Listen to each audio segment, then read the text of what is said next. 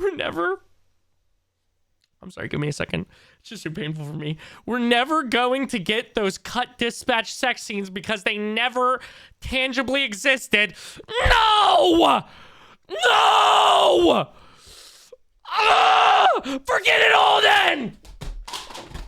I don't even care! I don't even care. Sorry. State Xbox.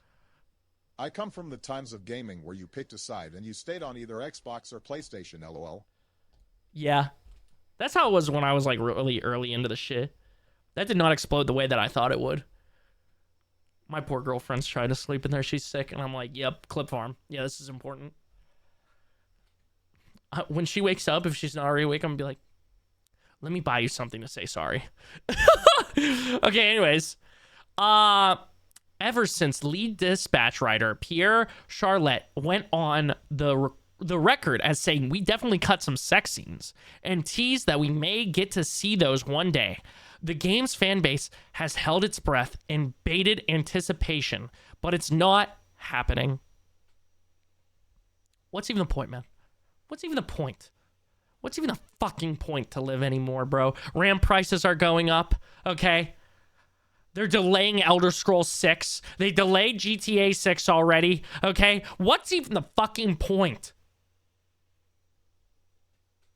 I spoke to Charlotte and Dispatch game director Nick Herman recently, and they told me that while there were once plans for a sex scene involving your chosen love interest in the game, the actual scenes themselves never tangibly existed. As in, there's nothing to reinstate. So we can't get the fucking VAs in there one time? Hey, Alana, are you busy doing like Gaming Insider News and Acting 101, please? Can we get you for this is gonna sound weird. Swear to God, this is in a professional context. Moan into the microphone. Yeah. I know we didn't record those. But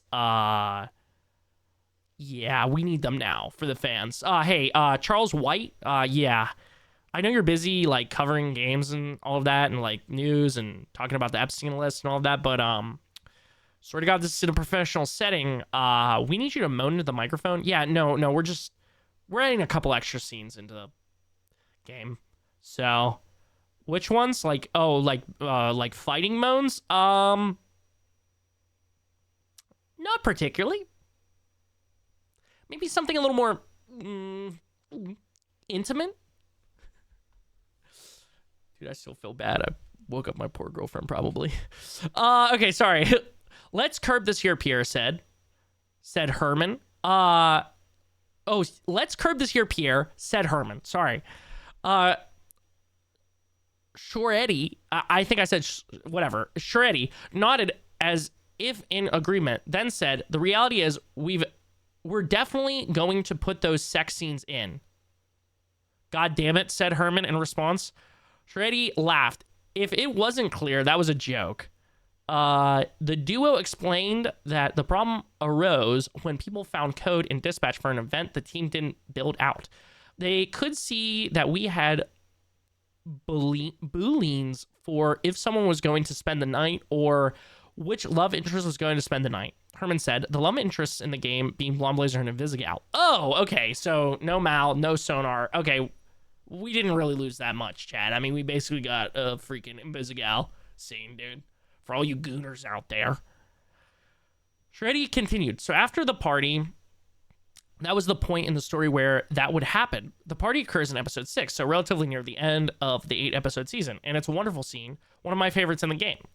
It raises the question of why the studio decided against developing the sex scenes any further, and the answer is much simpler than you might think. Money. Herman and Shreddy said almost at the exact same time. It was just money, Herman went on.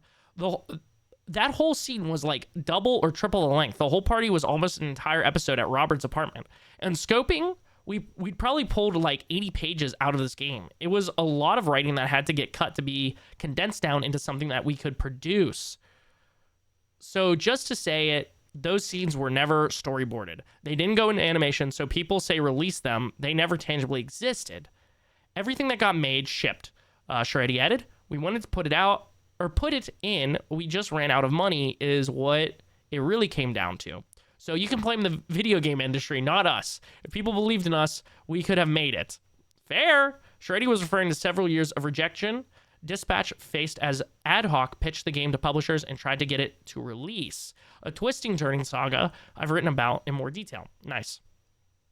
Now, of course, the game is a big success, having 2 million copies and counting. A limited budget meant Dispatch also couldn't deliver the breadth of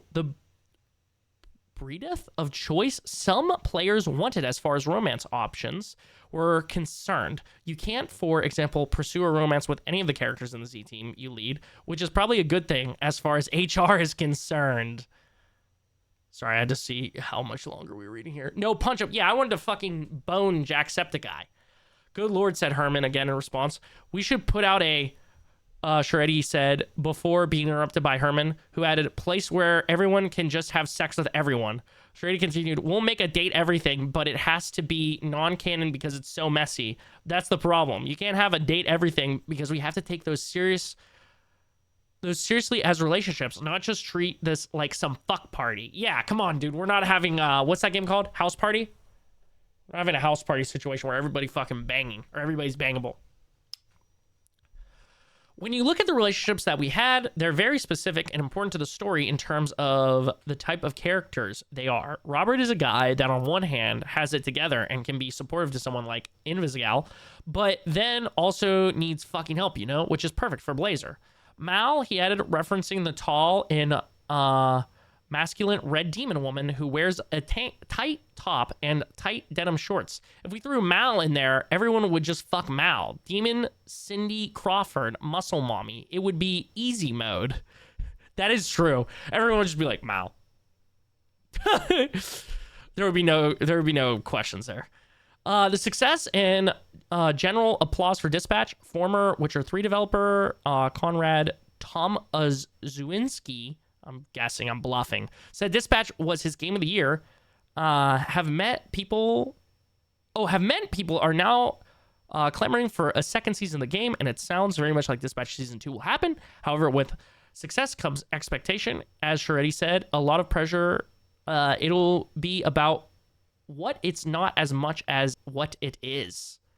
Yo, Gilvy Panda, happy holidays, homie. House party, the house party with cameos from the Game Grumps and Doja Cat. That one.